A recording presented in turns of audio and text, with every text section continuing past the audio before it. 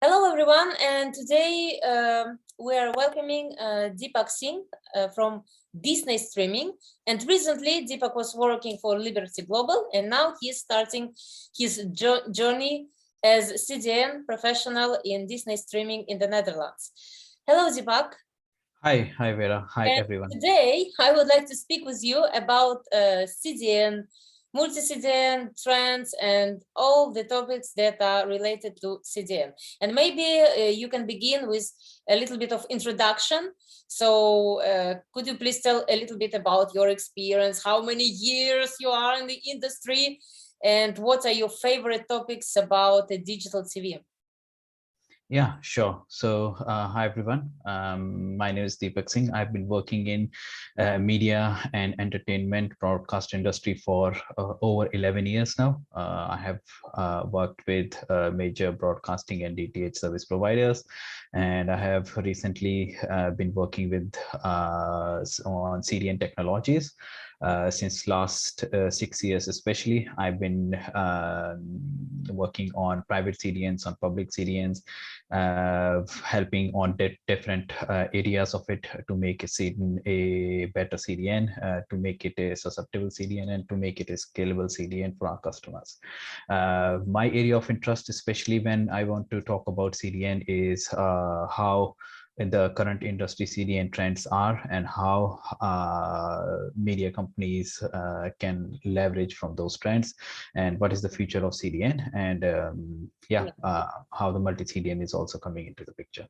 Yeah, so question number one about CDN would be how to choose a CDN provider, because a lot of companies are offering CDN, and if you are an ISP broadcaster, whoever who owns a TV platform, what should we know about CDN? Yeah, so first of all, I would like to go ahead and do my homework a little bit. What is my requirement exactly? First, if I want to choose a CDN provider, I want to understand what do I want to have the CDN for. Is it for going to be lots of on-demand content, or is it going to be lots of live content? And what is going to be the scale of my platform? How much of a traffic am I going to be using this CDN for? Is it going to be a terabytes of traffic, or is it going to be gigabytes of traffic? So if I have a traffic which is mostly for live customers, for example, a live streaming service provider, I would probably want to go for a CDN which is more scalable, which is more resilient towards high demand of traffic, such as high concurrent sessions and high number of sessions of people landing on web page. So that's one thing. If I want to have my CDN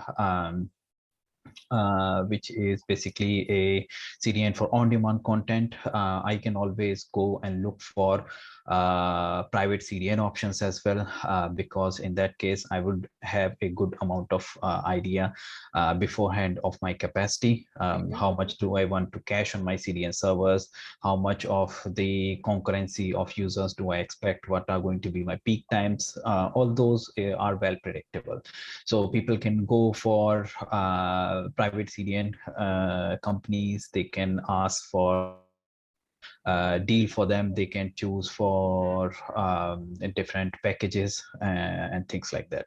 So yeah, these are some of the factors that you need to look for when you want to choose a CDN. Is it going to be a private CDN or a public CDN? And then compare between the two CDNs, especially in terms of their offering in geographical locations, their cost, their business values. Those business values are matching your business values and objectives. So yeah, these are some of the examples. And what are the expenses of on CDN, which we can expect per month or per year? Can you give some examples of how much it can cost? Well, to be honest, it's really tough to say because usually the costs are dependent on multiple factors. Yeah. So let me give you an example that can help content providers or service providers to predict a cost, and that is basically how much content do you want to save on CDN. So how much caching, let's say per day, do you expect to be on CDN, and how much of a egress traffic do you expect your customers to have. So billing is basically depends on how much of the gigabytes or terabytes are you streaming for your customers, how much gigabytes or terabytes are going out through the devices of the CDN. All private CDNs are, of course, could be much cheaper than the public CDNs. Reason being, in the private CDN, you can control the throughput, and you can control the network and the access network and the core network with the help of a partnered ISP. But if you are going with the public CDN, there is not much control that you have over there, and you have to depend on the peering that is provided by a public CDN towards ISPs. So in that case, the cost could be higher because they have their own SLAs and their own contracts. But if you're going for a private one, the cost could be less. So yeah, it all basically depends on how you want to structure it, what is your use case exactly.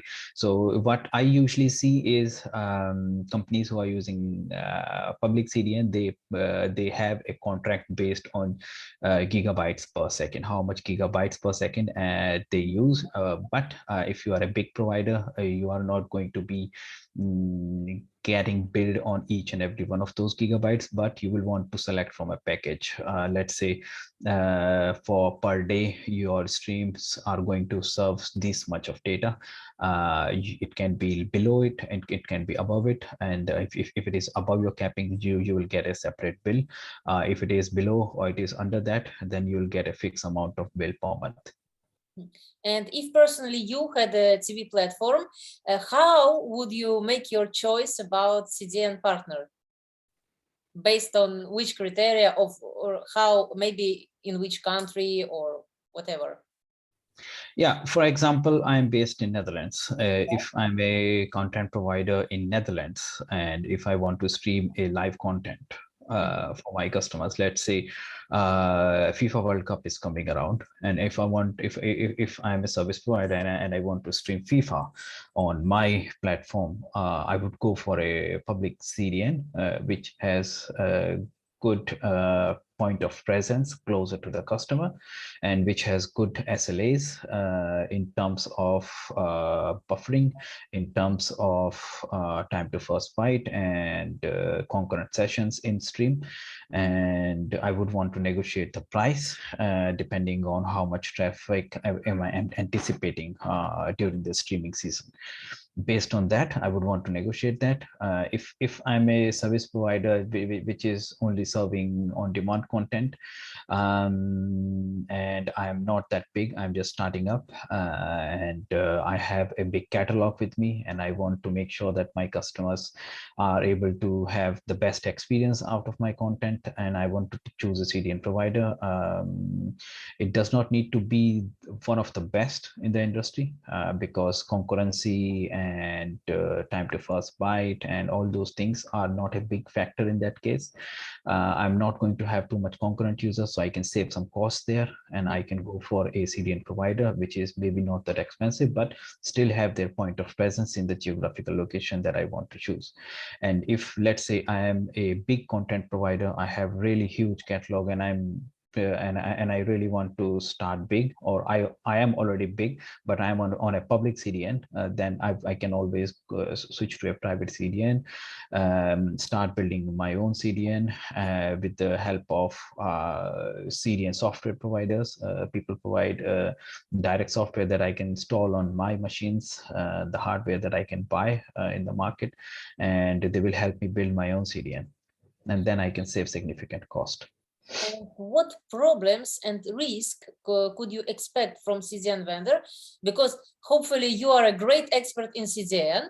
And so since you know all the inner kitchen, when you will be assessing a CDN vendors, about what problems and risks would you think? What could go wrong with them? Well, as a direct product owner or a direct service provider, I would need to be assured in terms of their SLAs, like in terms of their uptime, that my CDN is going to be available. Of course, I need to make sure that CDN is resilient in terms of network. When my customer request, they need to have their content available for them. They should not get any error or something like that from CDN. Number one, of How course. can you check it? For example, a vendor telling you, oh, we are great, everything is amazing, but how can you check if it is truth or not? There are always POCs available in the market, which they can help me with the proof of concept. I can always have a UAT with them in a particular geographical locations with the limited customers, and I can run my field trials with them that the CDN is behaving as it should be, and it is meeting my expectation. So I can have friendly trials with some set of boxes or some OTT clients, or I can have a full-fledged operational field trials, which with a high number of customers, test customers or friendly customers, or some customers from other geographical locations. So all those all those kind of trials can help me. And usually the big CDN public providers, on top of this, they also have their presence and their status and their uptime available to you in the on their public page. So they try to be as transparent as possible. Especially I have seen Fastly, Akamai, and CloudFront. They have their uptime available on the website on all the geographical locations. So if something goes wrong, you can directly see it there. And if you personally, you get some investment and arranged your own CDN company, what would be very important for you as an owner of CDN company? Well, for me, the most important thing would be to have the trust of my customers and trust that their content is available for their customers and it is secure for their customers. So availability is one thing and security is other thing. So it is also a good aspect that I want to touch. When a CDN provider hosts a content, it also needs to make sure that it honors the security part of the content. So content can be secured in multiple ways, and CDN has its own ways, except from traditional OTT ways like DRM. CDN also has token-based authentications.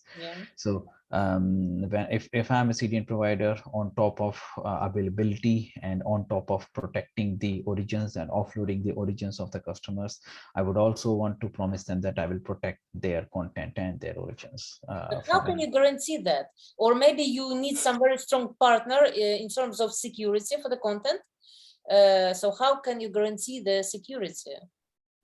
Well, if that really depends if I want to onboard a partner with me or not. It really depends on the customer use case. Usually what I have seen, CDN provides protection with token-based authentication. And those token-based authentications can be inbuilt with CDN, where we are going to honor the token which are coming from the client side. We have the same logic, which is verifying the token, which is same as at the point where the token is generated. But if the customer want to have some advanced protections, such as web application firewall, protecting them against DDoS attack, injection attack, and things like that, bot attacks. So that's a different thing, and that needs to be an additional product on top of CDN. The security, usually not all CDN providers has that, but it's always good to have, and it can always be onboarded with the third-party partners, as we were talking. And now you are working in very big companies as a CDN expert. And what is most challenging for you on everyday basis? When you solve the tasks, when you're working in a big company. Yeah, so the important part is really to understand the limits of our CDN and to really understand our CDN in terms of availability and in terms of our software compatibility with different origins. You really need to be ready to face problems which might not be upfront for you or something that you face every day. They can be different problems, and you need to be ready to troubleshoot them in terms of your is it something that is something from your CDN side, or is it something that is coming from the origin side, or is it something that could be probably from the client side, which CDN is not ready for? So these are some of the challenges that a CDN operator face day to day. So for example, there can be some use cases where somebody changed something on the token of base authentication, as I was just talking about, but that logic is not updated on the CDN side. So your customer request will start facing a error, but those requests are not being given error because of something problem from the CDN side. It's something that was changed from the client side. So you need to be ready to troubleshoot and fix things, not just from the CDN side, but from the client side as well. And what are the technical trends do you detect, and maybe trends exactly in related to CDN? Yes, so in general in CDN, the technical trends that I have been noticing these days is people are trying to move to multi-CDN approach these days. Yeah. And there are different logics behind that. There are different driving factors behind that. The few of the big factors are that people are looking option of private CDN. People are looking option to build their own CDN if they are that big, and they want to save the cost of third-party CDNs. But at the same time, they want to make sure that till they are that fully grown, they have their scalability in place. So the best option is to have multi-CDN approach, where you have your own CDN as option number one, and you have a logic in the background for selecting between different CDNs. And you have your second CDN in your back pocket, where you can offload your extra traffic, or let's say you have your second CDN just to specially take care of your live streaming traffic, or your spatial video on demand traffic, things like that. So there are multiple factors driving this approach, and it is getting big these days. And from my personal experience, if somebody is going for multi-CDN approach, they really need to have a good analytics in place to be able to see between different CDNs, compare the performance. If it is a performance-based distribution, sometimes it's also geographical-based distribution, and people also really needs to make sure that there are right matrices in place, and right distribution in place. So yeah, there are multiple factors, as I said. And what interesting did you notice on the last IBC in Amsterdam? You were walking around and maybe you noticed some things, yeah, some trends or something else, or maybe you had some interesting ideas while, yeah, visiting. Yeah. Yes, so I see in terms of CDN industry, I see some really good approach. So there are multiple companies these days, which I notice, especially in IBC, which are not providing their services as a CDN provider, but helping people providing their software to build their own CDN. So yeah, so companies are not directly selling CDN, but they are packaging their own CDN offering, and they are helping companies, operators, or service providers, or vendors who are willing to install those applications on their hardware and build their own CDN. So they just have to take care of the companies have to take care of the hardware part, and these software providers, as I'm talking about, they will be able to help you with the CDN software from their side, and their service and maintenance cost and things like that. So in the past, I have not seen that trend really big. in multiple companies, multiple trends, and multiple people, and people are also interested in these ideas. So companies who are interested in multi-CDN approach, it really opens up a opportunity for them to explore it better, because now they have multiple options. So it seems like CDN as a service, right? Yes, CDN as a service. And if I, let's say, want to have my own CDN, from what should I start? If you were a consultant, what would you advise? You mean to build a new CDN or Yeah, to let's switch say, from my CDN to? yeah, customers comes to you and says, okay, I have TV platform, but also I would like to have my own CDN for my videos, etc. So what would you have advised him? I would definitely advise them to go for their own private CDN, their own CDN, because it's always, as I said, cost effective. But they need to be ready for the hustle, because building a CDN is not going to be easy, and they need to be well funded, and they need to be ready in terms of different peering networks, because when you build a CDN, it's also need to be that you need to peer with different internet service providers, so that you not just your on net but your off net customers who are requesting in CDN, they are able to onboard, they are able to reach your edge devices. And yeah, the CDN software providers are always there. You can always start building few devices in a data center, do a UAT with those CDN software providers, and run some test clients, how it goes, and then everything is working as expected. Try it with different internet service providers. Make sure that on net and off net, all the customers are able to reach the CDN, and yeah, you are really in a good position. And then we speak about the future. What trends do you detect that are related to the future, maybe in 5, 10 years, or even 20 years? Maybe something is just appearing now, but we will see it in the future in some years. Yes, in the future. I see companies, CDN companies who are private or CDN, they need to be ready, and they are trying to be ready for a new type of CDN scalability approach, which I would say is high stampede traffic of the live services. So live events are really in particular important for CDN, because CDN industry, OTT industry in general, always had been challenged for live traffic. That let's say somebody is watching a match, and Ronaldo hits a goal, and somebody is watching it on traditional TV, see it first, and somebody watching it on OTT see it, let's say, a couple of seconds later. So it really spoils for them.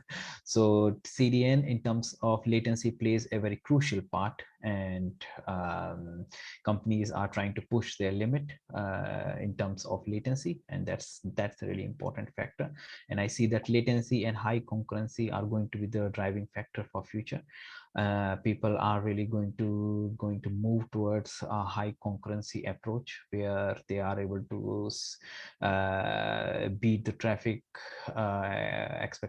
beat the traffic stampede, and serve a high number of concurrent sessions for the customers, at the same time maintaining their platform stability, at the same time making sure that their applications or their mobile clients are not breaking up, and also making sure the latency is not compromised because of the high traffic. So yeah, companies are really working towards this. That's one. And as I mentioned, private CDN and multi CDN approach, that's other industry trend which I'm seeing growing these days. And it is a growing market, and definitely it is going to be there, a trend in the next 10 years. And historically, in your personal life, how did you choose CDN as an area of your expertise? Yeah, why CDN? Why not DRM? Why not OTT or something else? Why exactly your personal focus on CDN? There is one very simple reason behind that is I have been challenged by CDN in multiple factors, and CDN has been a really area of interest for me because CDN really sits at the very end of the end-to-end OTT flow. CDN is really crucial. I have seen the challenges in CDN, and I have seen this opportunities in CDN, and I have really been amazed and really been thrilled after seeing that CDN has to offer in terms of technology, in terms of future growth. And yeah, these has been some of my main motivation to align my interest towards CDN, and it has been challenging ever since. I have never been disappointed that CDN industry is saturated or stabilized. I have always seen that it's growing and it's keep growing, and there is always going to be scope of improvement and opportunities in CDN industry in terms of technology, in terms of business. And is there is something important that we didn't discuss, but which should be mentioned, maybe about CDN or multi-CDN, or some trends or the future or challenges or problems? I think we have seen, we have discussed most of it, but yeah, I think I would like to touch base again on concurrency factor of CDN and latency factor, because it's an important part. So Yeah. when you design your CDN for high concurrency and high latency and low latency, you need to make sure that you are also taking care of a web request for CDN, not just your streaming request. So you might think that I'm taking care of my streaming concurrency and I have really high concurrency capacity in my CDN. I would always recommend to always look out for the stampede of the web traffic, of the high amount of request of the webs which are coming, APIs which are coming. People are trying to refresh the website to check the score. People who are closing the stream coming to the website, who are going to create a high number of requests on your website, because your website is crucial part of the platform or the overall offering to the customers, and it is also hosted on CDN. So yeah, always need to look out for that, otherwise the application might misbehave and create some not so good user experience. Well, thank you so much, Deepak. It was very interesting and very inspiring. And I hope to see Thank you you. in the future and discuss in the next interviews some other questions and aspects of CDN or related technologies. Thank you very much. It's been a pleasure. Thanks a lot.